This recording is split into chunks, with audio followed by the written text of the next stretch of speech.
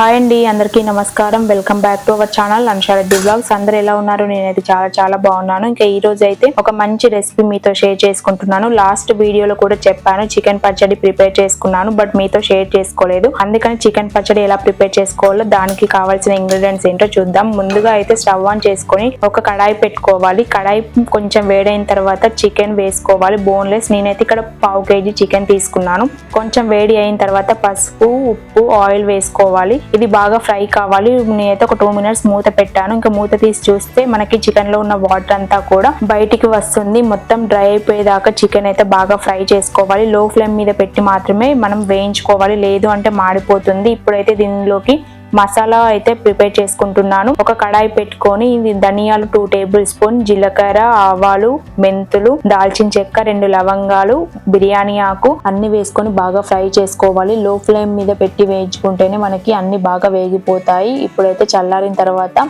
ఒక ప్లేట్ లోకి అయితే తీసుకుంటున్నాను. దాన్ని కూడా మనం మసాలా అయితే పట్టుకోవాలి మిక్స్ లో వేసుకొని. ఇప్పుడైతే ఇంకా చికెన్ కూడా మీకు చూపిస్తున్నాను చూడండి. చికెన్ లో నుండి అయితే వాటర్ అన్ని కూడా వస్తున్నాయి. ఇంకా 2 minutes అయితే బాగా డ్రై అయిపోతుంది చికెన్ కూడా. ఇప్పుడైతే డ్రై అయిపోయిన తర్వాత ప్లేట్ లోకి తీసుకోవాలి.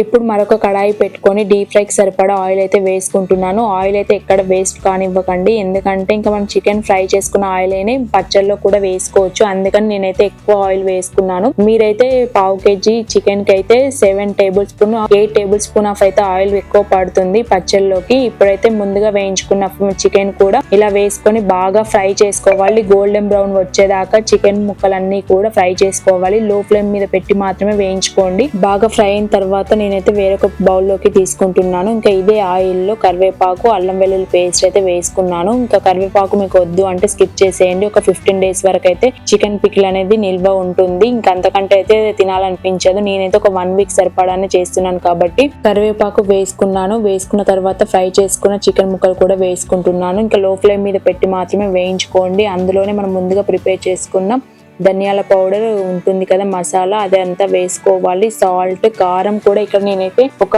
3-4 tablespoons అయితే కారం వేసాను. ఇంకా స్పైసీగా ఉండాలి అనేసి స్టవ్ ఆఫ్ చేసిన తర్వాతనే కారం అయితే యాడ్ చేయాలి, లేదు అంటే బాగా బ్లాక్ అయిపోతుంది. కారం అంతా కూడా మాడిపోతుంది, టేస్ట్ అయితే పోతుంది. అందుకని నేనైతే స్టవ్ ఆఫ్ చేసిన తర్వాతనే వేస్తున్నాను. ముందుగా అయితే అల్లం వెల్లుల్లి పేస్ట్ ఒకటి మాత్రం ఆయిల్ లో బాగా ఫ్రై చేసుకున్నాక చికెన్ ముక్కలు వేసుకున్నాను కదా, ఇంకా అంతే. తర్వాతనైతే స్టవ్ ఆఫ్ చేసుకోవాలి, లేదు అంటే మాడిపోతుంది. అంతే అండి, సింపుల్ గా ఎంతో టేస్టీ అయిన చికెన్ పికిల్ అనేది నా స్టైల్లో నేను రెడీ చేశాను. ఇంకా లాస్ట్ కి అయితే చల్లారిన తర్వాత, పూర్తిగా చల్లారిన తర్వాత లెమన్ జ్యూస్ అయితే యాడ్ చేసుకోండి. ఇంకా నేనైతే ఫుల్ లెమన్ వేసాను. ఇంకా ఎంతో టేస్టీ అయిన చికెన్ పికిల్ అనేది దోశలో కానీ, మనకి పప్పు, పాలకూర పప్పు, ఏదైనా పప్పు కర్రీ చేసుకున్నప్పుడు కూడా సైడ్ గా అయితే పెట్టుకుంటే చాలా టేస్టీగా ఉంటుంది. ఇంకా ఈ వీడియో మీకు నచ్చినట్టయితే like, share and subscribe to our channel. Thanks for watching.